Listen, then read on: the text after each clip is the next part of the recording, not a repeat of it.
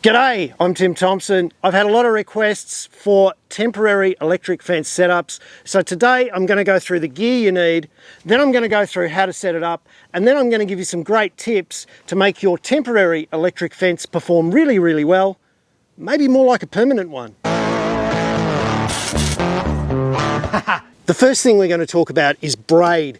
Get yourself some decent braid on a good quality reel.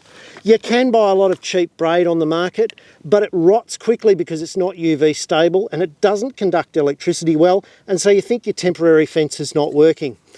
Get good stuff, it'll last longer and it's cheaper in the long run, and a good quality reel will save you hours of tangles and frustration. Just because you're in the market for a small energizer doesn't mean you should go cheap and cheerful.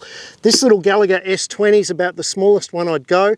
It'll do a kilometre of fence if you put the energizer in the middle of that kilometre and it's only got to push 500 metres each way.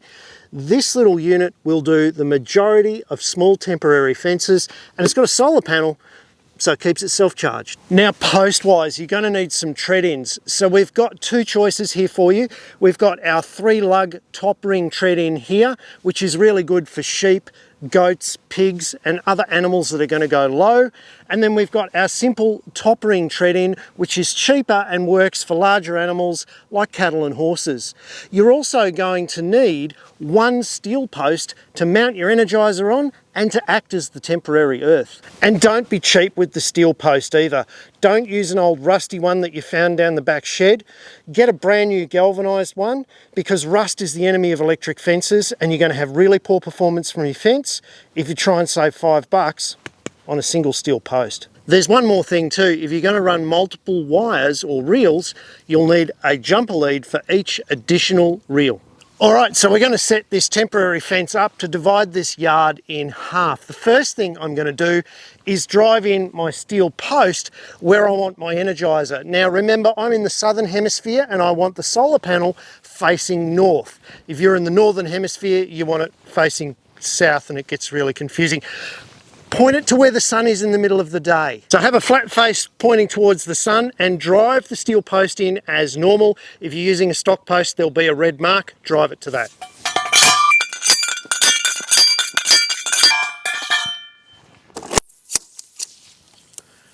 Now we've just got to set up the fence. Now we're going to use 2 reels for this fence, so it's going to be a 2-wire fence. So we're going to use our insulated handle at this end to lock off to the fence. Then I'm going to walk up the other end and I'll show you a trick for tensioning the fence and looking after your reel.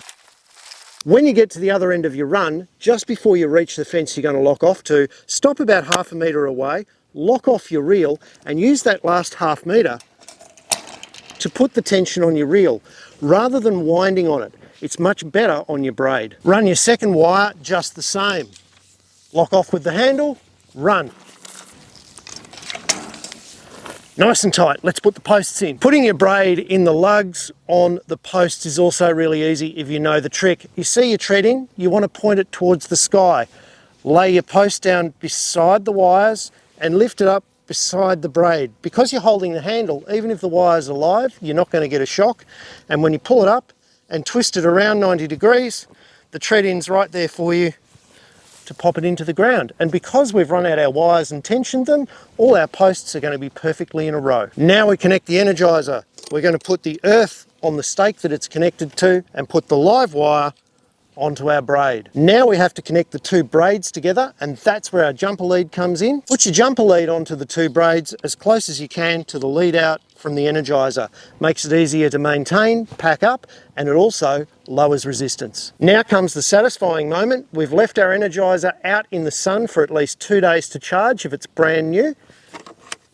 Turn it on and our electric fence is live. Now in hot weather, your earth might require just a little bit more than the stand that the energizer's on. Here's a quick tip for improving earth performance. If you're operating your temporary electric fence in hot, dry conditions and you've noticed that its performance has declined, it's probably a poor earth. Rather than put in more stakes for an earth, there is another trick. Remember the jumper leads? Connect one of the lines of your temporary electric fence back to the earth post and you've just created yourself an earth return. If an animal touches the hot wire, and the earth wire, they complete the circuit like a switch and get the full impact and performance of the electric fence. So if you're having trouble with the performance of your temporary fence in summertime, try running out one more braid and turning it into an earth return. Guys, if you found this useful, don't forget hit the subscribe button, give it a thumbs up. There's plenty more on timthompson.ag, and I'll see you next week for more tips, tricks and great ideas.